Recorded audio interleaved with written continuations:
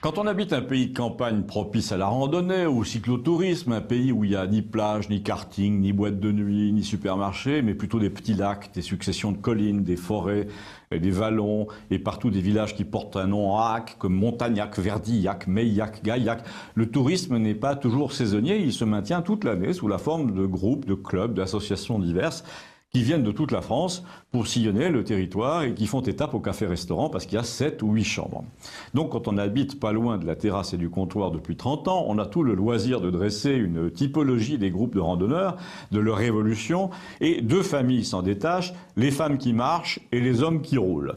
Les femmes qui marchent, en général, c'est du haut de gamme, hein, sauf question féminité quand même. Bac plus 3 minimum, elles viennent une fois par an de tout le département, elles ont des grands souliers, elles boivent de l'eau citronnée qu'elles mettent dans leur gourde, elles portent des chemises à carreaux, elles achètent le Libé de la veille au bar, et elles ne prennent pas de photos avec leur téléphone, non, elles ont un petit appareil numérique violet métallisé, généralement brandi par la seule vraie fille du groupe, celle qui se plaint tout le temps d'avoir mal au mollet, et celle que tout le monde aide. Il y a des vieilles et des jeunes, mais plutôt des vieilles, et plutôt bien bâties, qui ne supporte pas l'humour masculin. La jeune, qui se fait aider par les autres, joue les ingénus dans le genre « Ah, il y a un truc qui me fait mal au-dessus de la chaussure ». Donc on assiste parfois en terrasse à des séances de massage qui ressemblent à des exercices rituels. Et malheur aux moustachus qui, en entrant dans le bar, demandent si cette pauvre fille s'est froissé un muscle. Il y a des randonneuses qui ne supportent pas qu'un homme se mêle de leurs affaires. On va me demander ce que je veux prouver là, mais rien. Je raconte ce que j'ai vu. Enfin, j'aurais peut-être une conclusion quand même à la fin. Mais je vais vous parler de la deuxième catégorie, celle des hommes qui se rassemblent pour rouler, et notamment à vélo. Parmi eux, on vient de voir apparaître d'ailleurs un sous-groupe assez mal vu, celui des hommes qui roulent avec un vélo électrique. Pourquoi mal vu et par qui? Par les autres, les purs, les durs, entre 50 et 80 ans, avec leurs culottes satinées, leurs maillots fluo, leurs casques violets, jaunes, leurs mollets énormes, leur musculature sans un poil de graisse, et d'ailleurs sans un poil tout court, parce qu'il paraît qu'ils se rasent pour aller plus vite. Eh bien, ceux-là sont les adeptes d'une espèce de religion du corps qui fonctionne à coups de défis surhumains, d'ascèses, de sacrifices financiers, parce que leurs vélos valent horriblement cher. Eh bien, eux aussi boivent de l'eau.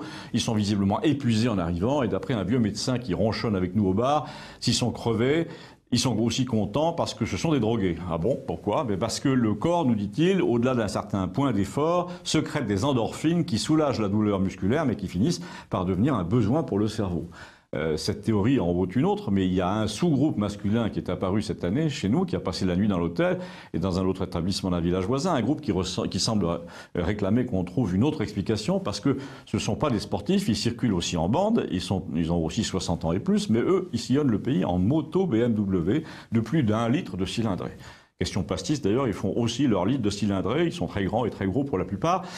Donc toutes les interprétations relatives aux endorphines, au syndrome du marathonien ascétique disparaissent, mais il y en a une qui demeure et qui s'applique bizarrement aussi aux femmes du premier groupe. Ce sont, figurez-vous, les hormones mâles. Oui, c'est très frappant de voir que dans ces groupes qui circulent en bande, qui partagent une rude camaraderie de nomades, qui frôlent parfois le côté sectaire, ce qui s'exprime avant tout, c'est une virilité malheureuse, brimée ailleurs dans la vie sociale ordinaire, et qui se libère dans l'équipée sauvage.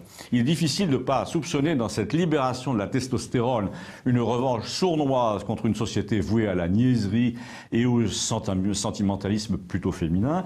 On a l'impression d'un retour aux hiérarchies masculines, y compris chez les femmes. Je n'affirme rien, mais c'est une impression. Et je vous invite à réfléchir là-dessus et à me faire part de vos réflexions. Merci.